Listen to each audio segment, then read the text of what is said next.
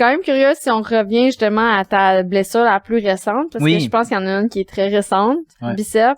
Puis où est-ce que t'en es avec ça? Ouais. Donc nous, on a eu une compétition en février, le 17 février. Puis en revenant de cette compétition-là, j'ai senti mon bicep complètement raide. En revenant. Ouais. Fait que t'avais tout fait tes épreuves. Ouais. Fait que là, j'ai compétitionné. Puis dans ma journée de compé, j'ai comme fait, attends, ça semble, c'est weird un petit peu. On dirait que j'ai une certaine lourdeur, mais bon. L'adrénaline, I guess, tu kick in. Puis là, la compé finie. On prend l'avion le lendemain. Puis je suis comme, merde, il me semble, ça part pas. T'sais. Habituellement, c'est comme, bon, je suis peut-être fatigué. T'sais. Là, c'est pas fatigué. Là. C'est comme, tu sais, je tourne une poignée de porte, ça me fait mal. Je prends genre ma valise qui est un peu lourde, ça fait mal. Je suis comme Puis moi, il faut savoir, mon bicep gauche, je l'ai déchiré partiellement. Exactement les mêmes symptômes à droite. Puis je suis comme ça c'est pas bon signe. Je retourne à l'entraînement le lendemain, le lundi. Puis là, je fais mes tests de justement qu'est-ce qui me faisait mal à gauche. Même chose. Puis je suis comme, good. Rendez-vous avec le médecin le mercredi direct. Là, je fais comme, faut que je te vois. Puis le mercredi, le médecin était là à l'INS, fait que j'étais, ok, go.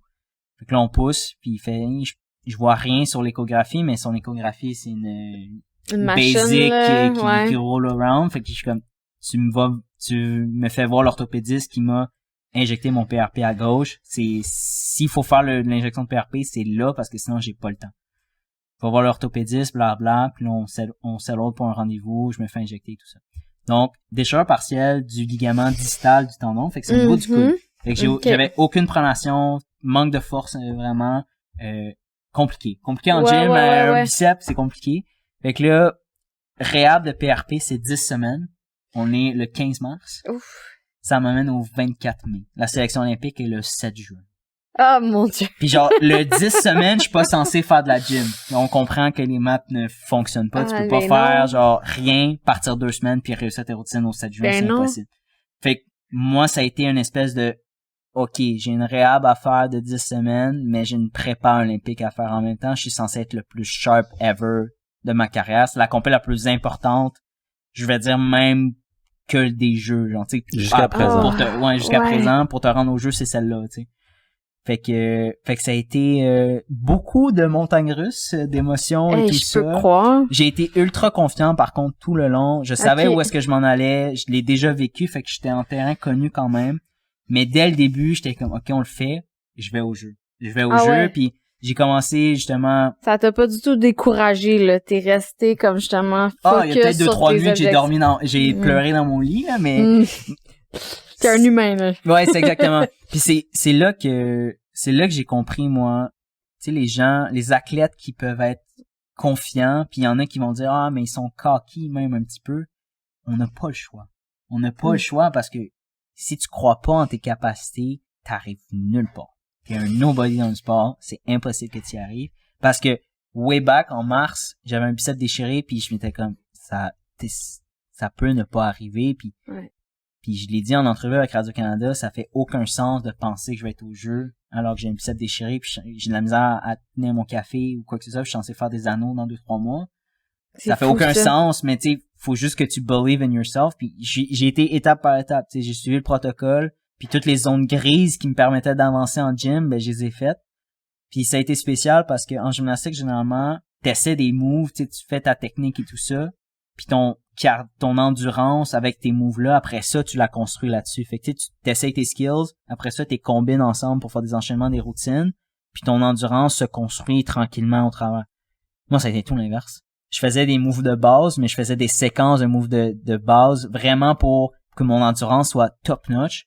Puis après ça, quand mon bicep allait me permettre de faire de la technique, ben là, j'allais rentrer la technique.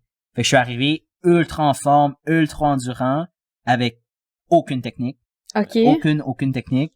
Puis tranquillement, OK, ajoute un mouvement technique, un autre, jusqu'à, ben aujourd'hui, là, je fais toutes mes routines, tout va bien. Oh, wow! Fait que ça a été ça a été un gamble, un gros merci, mais ça a été un gamble de A à Z.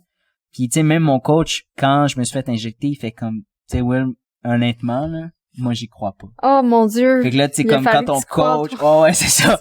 Tu sais, comme, everything against yourself, 100%. Je trouve ça vraiment intéressant, puis même, tu sais, bon, pour les monsieur, madame, pour tout le monde, là, il y en a beaucoup qui doivent gérer des blessures, puis eux autres, ça les empêche pas d'aller aux Olympiques, là, c'est leur petit sport, leur petit truc, mais c'est un bel exemple de c'est quoi le genre de mentalité à avoir, parce que j'ai l'impression qu'il y a bien des gens qui se laissent un peu abattre par ça, alors que ça, c'est comme un parfait exemple de comment tu peux adresser une blessure puis revenir dans le fond égal ou plus fort, là. Puis en réhab, le plus important, c'est les petites victoires. C'est les petites victoires, puis ça peut être banal, mais si t'as une petite victoire dans ta journée, ça change ta direction.